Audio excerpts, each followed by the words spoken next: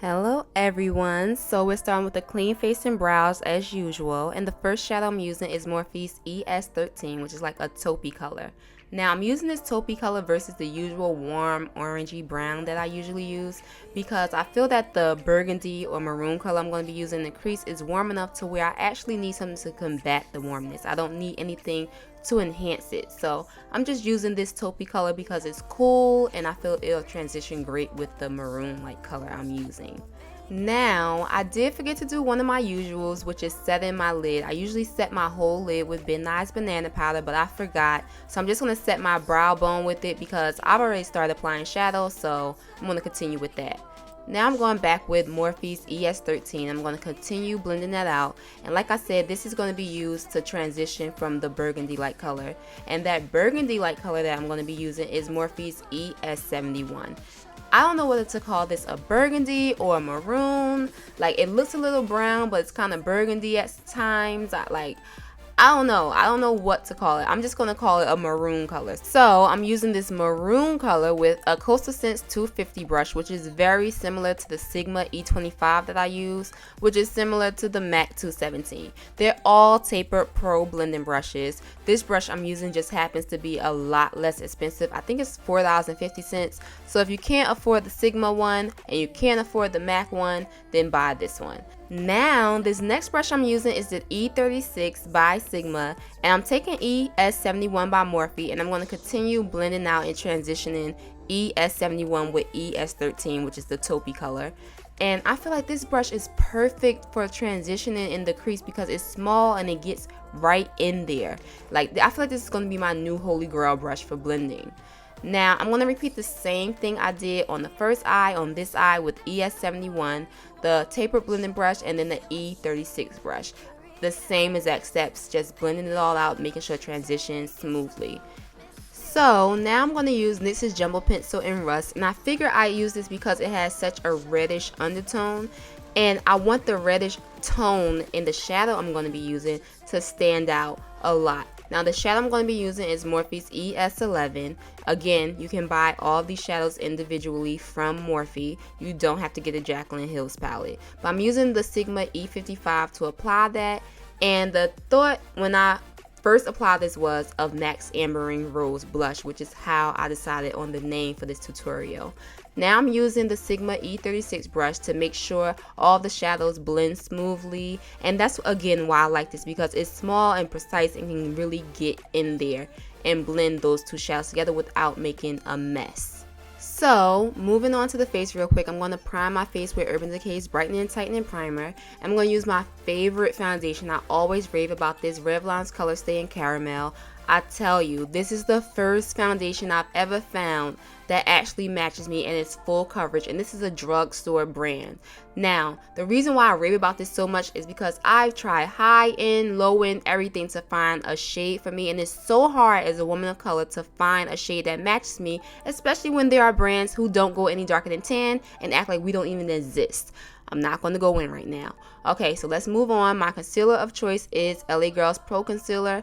I usually use this color, which is Warm Honey, or Cool Tan. You know, I go back and forth between the two. Whatever is 1 to 2 shades lighter than my skin tone, I will use as a concealer under my eyes and on the bridge of my nose to highlight. So that's what I'm doing right now. And of course, I'm going to be using my Real Techniques Beauty Sponge. You know I love this. And I'm making sure I get that concealer into my tear duct area because I want that area to be bright, since I'm going to be using a tear duct shadow there. I'm going to be using a bright shadow.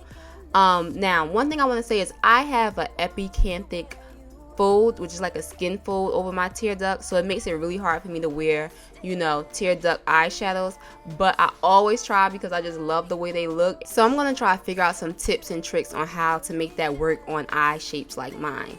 Now I'm going to go in with my Nye Banana Powder to set my under eye area and my bridge of my nose. I should have left this on for longer, but I'm going to wipe it away after only a few minutes. But I experienced some major consequences from not leaving this on long enough. My nose started to sweat and get oily in the middle of me filming. So it was a mess, but I was able to cover it. Now I'm going back in with that E36 brush and ES71 and just smoking out my crease more and making it more intense before wiping away that Nye Banana Powder, which I should have left on for longer. I always tell you guys, I'm just really getting into makeup and I'm still learning. I'm not a pro at all. I'm still learning. So I'm still learning what works for me. Now I'm going in with Morphe ES16, which is like a champagne color, and I'm applying that to my tear duct. But then I'm going to go back in with the ES11, which is the amber color, and the Sigma E55, and making sure that I keep my lid covered with that color because I'm trying to keep that ES16, which is the champagne color, focused on the tear duct only. Now I'm going back in with ES71, and I'm basically going to repeat the same colors I did on the top, on the bottom, and I'm using a flat defining brush by Sigma. I'll list everything down below. I'm just going to use that, and then I'm going to use the amber color, which is the ES11, and then I'm going to go in with the tear duct color, which was the ES16. I'm pretty sure they have names for these eyeshadows now, so I'll list those down below in case you go on the Morphe website and want to buy these shadows individually. So, you know, the names will be down below just in case they don't have this letter number, you know, name anymore. Now I'm going in with my usual Maybelline gel liner in Blackest Black. I'm going to line my waterline with that, and then I'm going to do something that I've never done before. Never done before, and I'm going to do a winged liner. I never do them because I'm not good at them, so I just decided to take a risk and a chance on doing this in this tutorial with an angled brush. I told y'all before, I have trouble with it. I was so nervous I didn't even film it, so that's why you see me done with it already. So I'm going to keep practicing on that so I get better, and I'm going to apply some mascara. And from there, I'm going to go in with Koko lashes, Goddess lashes. These remind me so much of the House of Lashes Iconics, so that's why I use these, because, you know, they're less expensive than the Iconics, but they give me the same kind of look. You know, I'm in love with the Marilyn lashes right now by Koko Lashes, but I only bought one pair, so I have to use these Goddess lashes until I order some more. Now I'm going to go back over the lash band with the black gel liner just to cover up any glue or whatever, and then once the glue dries, I'm going to go back over it again.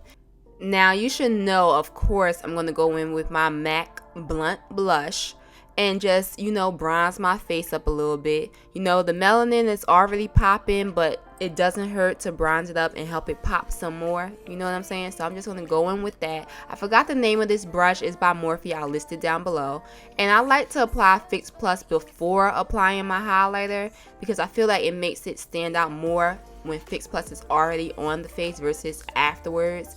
It tends to look a little powdery when I apply it before using Fix Plus, and even after I apply Fix Plus, it still looks a little bit powdery. It doesn't look as glycery, like one of my cousins used to say, glycery. So I'm going to apply that to my cheekbones and then to my nose. And what I did notice is that my tear duct eyeshadow, that ES16, left a lot of fallout. I don't know, maybe it's the shadow, maybe it's the brush I use. I'll figure it out. But now I'm going to go on to my cheeks. I used Sephora's Orange Pop Blush, and I'm just going to apply that to my cheeks before moving on to my lips. Now the lip pencil I'm using is NYX's Rose Brown, and that's also what made me put the rose in the title. It's Rose Brown. I love this brown. It's like a reddish brown. I'm going to apply that, and of course, my favorite lip combo, I'm using NYX's matte lipstick in Sable. And then I'm going to apply, of course, Gerard Cosmetics Nude Lip Gloss over that. Now I'm just getting my edges together. I'm using Queenly Edge Control. I'll list the link down below. This is by Styles by Key. And that's it. This is the look. So I hope you enjoyed this tutorial.